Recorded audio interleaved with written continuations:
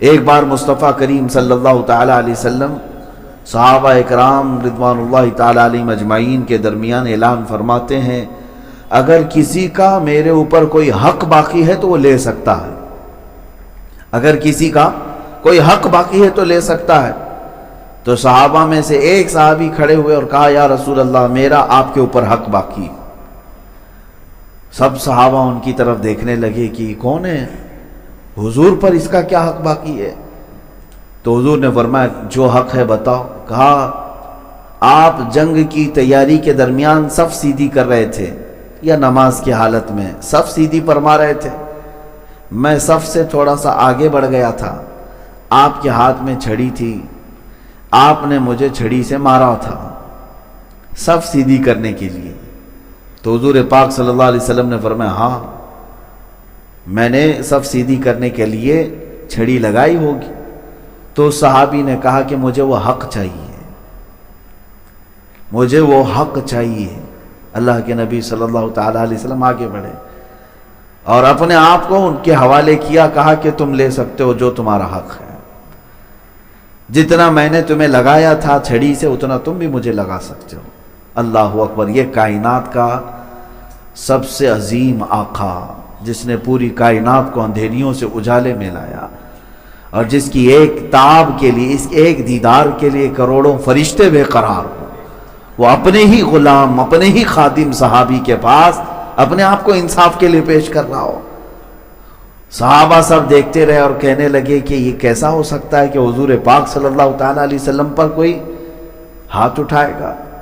کوئی صحابی اگر کھڑے ہوتے تو حضور جلال میں انہیں بٹھا دیتے کہ یہ انصاف ہے، یہ اللہ کا دین ہے، تم بیٹھ جاؤ۔ تو جب حضور پاک نے اپنے آپ کو پیش کیا تو وہ صحابی آگے آئے، کہا کہ جس وقت آپ نے مجھے مارا تھا اس وقت میرے جسم پر کپڑا نہیں تھا، پیٹھ پر، لہذا آپ بھی اپنا جبہ اٹھائیں، آپ بھی اپنا جبہ اٹھائیں، میں ننگی پیٹھ تھا جب آپ نے مجھے چھڑی لگائی تھی۔ حضور پاک صلی اللہ تعالیٰ علیہ وسلم نے اپنے جسم اطہر سے جبہ بھی ہٹا دیا، ایک خادم اور ایک غلام کی بات پر۔ جب جبہ ہٹایا تو وہ صحابی آگے بڑھے اور حضور کے دونوں کندھوں کے بیچ میں مہر نبوت تھی، اس کو جا کر چوم لیا۔ مہر نبوت کیا ہے؟ دونوں شانوں کے بیچ میں ایک مہر، انڈے سے تھوڑی سی بڑی ایک ایسی شکل تھی جس کو کھلتے ہی سورج سے زیادہ روشنی اس میں آتی تھی۔ حضور پاک صلی اللہ تعالیٰ علیہ وسلم کی وہ مہر نبوت ہے، آپ کے خاتم النبیین ہونے کی علامت تھی، اور صحابہ وہ دیکھنے کے لیے بھی بے قرار رہتے تھے کہ کبھی تو وہ مہر نبوت بھی نظر آئے، اور وہ صحابی مہر نبوت کو چوم لیے اور اس کے بعد کہے، میں نے میرا حق لے لیا، میں نے میرا حق لے لیا۔ لیکن میرے عزیزوں، واقعہ جو ہے، حدیث جو ہے، صحابی نے اپنا عمل کیا، انہیں حضور صلی اللہ علیہ وسلم کی مہر نبوت کا بوسہ چاہیے تھا، وہ اس راستے سے چلے تو گئے، لیکن رسول پاک کو تو دیکھیں، اگر کوئی غلام بھی کہتا ہے کہ مجھے حق چاہیے تو اپنے آپ کو سپرد کرتے ہیں۔ ہے کوئی دنیا میں اس نظام کو پیش کر کے دکھائے کہ رسول پاک صلی اللہ تعالیٰ علیہ وسلم نے جس عدل کو قائم کیا تھا؟ ہے کوئی آج دنیا کا لیڈر جو اپنے آپ کو انصاف کے کٹہرے میں کھڑا کر سکے؟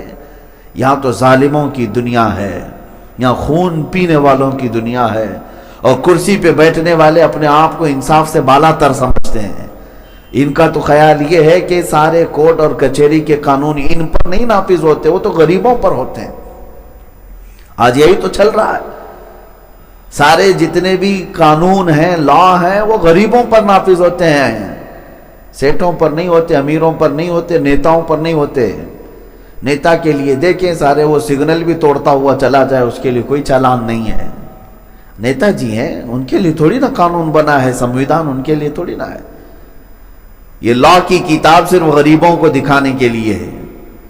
وہ 2 نمبر کا کاروبار کرتے رہے، کوئی ریڈ نہیں پڑے گی، چلتے رہیں گے۔ ہاں، کرسی سے اتر گئے تو ساری ریڈ پڑے گی، کرسی سے ہٹ گئے تو ڈپارٹمنٹ کی بھی اور اللہ کی طرف سے بھی، فرشتوں کی بھی پڑتی ہے۔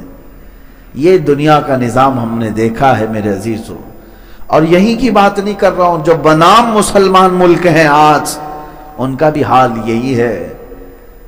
آج چاہے وہ سعودی ہو، امارات ہو، یا پھر کویت، بحرین، یہ سب ممالک بظاہر ہاتھی کے دانت ہیں، جو جبے کبے میں مسلمان نظر آتے ہیں، لیکن انہوں نے انصاف کا خون کیا ہوا ہے۔ عدل نام کی کوئی چیز نہیں ہے۔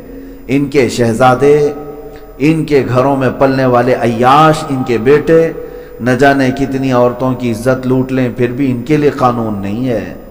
ہاں، اگر وہی کوئی غریب سے یہ سرزد ہو جائے تو صرف موت کی بھی سزا ہے، وہ موت کے کٹہرے تک بھی جا سکتا ہے۔